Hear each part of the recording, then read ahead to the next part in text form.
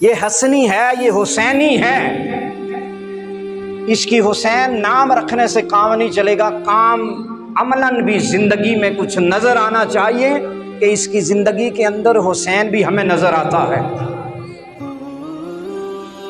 حسین نے تو کربلا میں قربانی دے دی، نیزے کی نوک پہ سر تن سے جدا ہے، لیکن پھر بھی قرآن پاک کی تلاوت کی آواز آ رہی ہے۔ لیکن جو مشن حسینی پہ عمل کرے گا، اگر اس نے ساری زندگی ایسے حسینی نے جس نے قرآن کھول کے نہیں دیکھا، تو کیا وہ اپنے آپ کو حسینی کہنے کے لائق ہے؟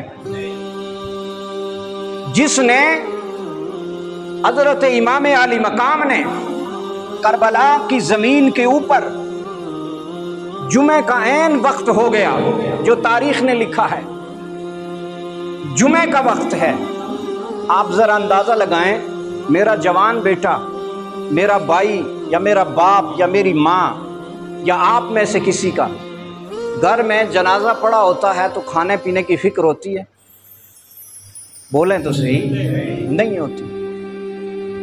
بعض دفعہ دکھ اور غم اتنا ہوتا ہے کہ بندے کو پتہ بھی نہیں چلتا نماز کا وقت ہوا ہے یا نہیں ہوا ہے۔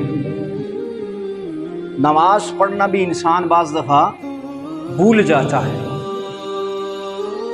تو آپ ذرا اندازہ لگائیں نا، امام علی مقام 18 آل بیت اطہار میں سے لوگ شہید ہوئے، جو 72 شہداء ہیں نا کربلا کے، ان میں سے 18 آل بیت اطہار میں سے شہید ہوئے، باقی جتنے بھی تھے وہ آپ کی آل اولاد سے نہیں تھے، اصحاب کی آل اولاد میں سے تھے۔ 18 شہید وہ ہوتے ہیں، 18 جنازے اٹھائے ہیں امام علی مقام نے اپنی فیملی کے، اپنے خاندان کے، معصوم بچے سے لے کر اس شخص کا بھی جنازہ کربلا میں اٹھایا جس کو شبیہ رسول کہتے ہیں، یعنی وہ کھڑے ہوتے تھے تو ایسے محسوس ہوتا تھا جیسے رسول اللہ صلی اللہ علیہ وآلہ وسلم بالکل ہم شکل تھے حضور کے۔ تو ان سے سارے اس لیے بھی محبت کرتے تھے کہ ان کی شکل و صورت جو ہے رسول اللہ سے ملتی ہے۔ ان کا بھی لاشا اٹھایا۔ حسینی دعویٰ کرنے والے اور حسین کا جشن منانے والے یا حسین کا جلوس نکالنے والے یا حسین کا نام استعمال کرنے والے، کبھی آپ نے غور کیا ہے 18 لوگوں کے جنازے اٹھانے کے بعد بھی حسین کو یہ پتا ہے کہ میں نے جمعے کی نماز ادا کرنی ہے، میں نے جمعے کی نماز ادا کرنی ہے؟ یعنی حسین رضی اللہ تعالی عنہ ساری رات کربلا کے خیموں میں کیا تھا؟ یا قرآن کی تلاوت تھی، یا تہجد تھی، یا نوافل تھے، یا رکوع تھا، یا سجدہ تھا۔ جو آل بیت اطہار کے لوگ تھے ان کا یہ معمول تھا کہ وہ یا سجدے میں ہیں، یا رکوع میں ہیں، یا قیام میں ہیں، یا قرآن کی تلاوت کر رہے ہیں، رب کے سامنے التجائیں کر رہے ہیں۔ اور دوسری طرف یزید کا لشکر تھا، جشن تھا، شراب کباب تھی، عیاشی تھی، اور طائفوں کو لایا جاتا تھا، لوگوں کے جذبات کو ابھارا جاتا تھا۔ تو آپ مجھے بتائیں حسینی وہ ہے جو نماز پڑھے گا، یا حسینی وہ ہے جو ڈول ڈمکے پہ رقص کرے گا؟ حسینی کون ہے؟ حسینی وہ ہے جس نے نماز کا اہتمام کیا، حسینی وہ ہے جس نے رات رکوع یا سجدے میں گزاری، وہ تو ہے حسینی۔ اور جو اس کے برعکس ہو گیا وہ کیا ہے؟ یزیدی۔ کیا ہے؟ کام اس کا یزیدی ہے، اس کو بھلے سے برا لگے، کہے نہیں میں حسینی ہوں، صرف یہ کہنے سے حسینی نہیں بن سکتا، بلکہ اس کا عمل بھی حسینی والا ہونا چاہیے۔ پھر ایک طرف یزید ہے اور دوسری طرف حسین ہے۔ اختلاف کیا تھا؟ یزید کے ساتھ اختلاف کیا تھا؟ اختلاف یہ تھا انصاف نہیں ہے، عدل نہیں ہے، لوگوں کے ساتھ ظلم ہے، زیادتی ہے، جبر ہے، بربریت ہے، وہ جو رسول اللہ کا دین چلا آ رہا تھا اس دین کا نقشہ تبدیل ہو رہا ہے، اس لیے امام عالی مقام نے قربانی دے دی، لیکن اس نظام کو قبول نہیں کیا، اس سسٹم کو قبول نہیں کیا۔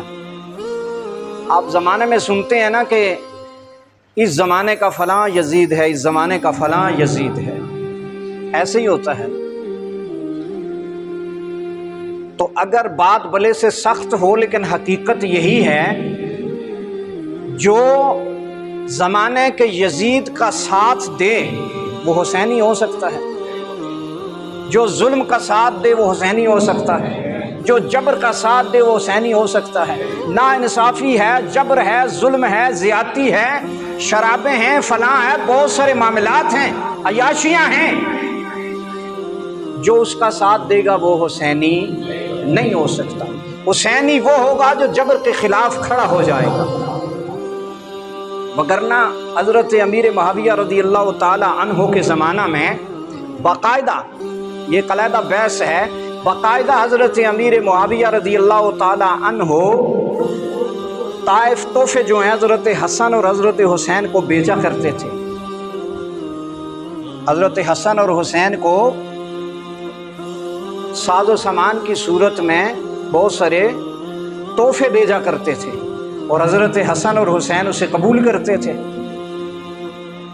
اور یہی وجہ ہے کہ حضرت امیر معاویہ رضی اللہ تعالی عنہ سے حضرت حسن نے صلح کی، اس لیے کہ نبی کے دین کے خلاف ان کو کوئی بات نظر نہیں آئی، انہوں نے بیعت کر لی، صلح کر لی۔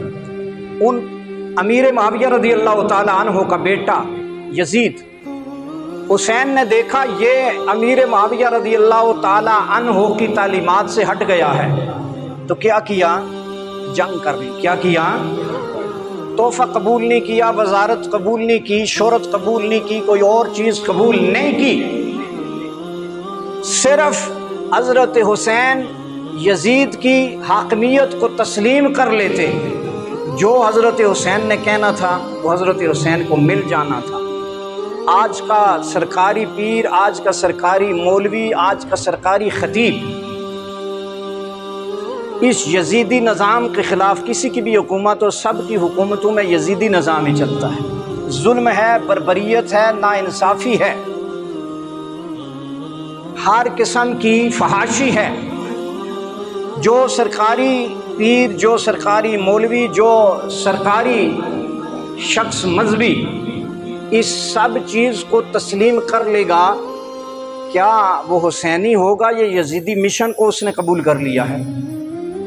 تو بولو تو صحیح، یزیدی مشن کو قبول کر لیا ہے۔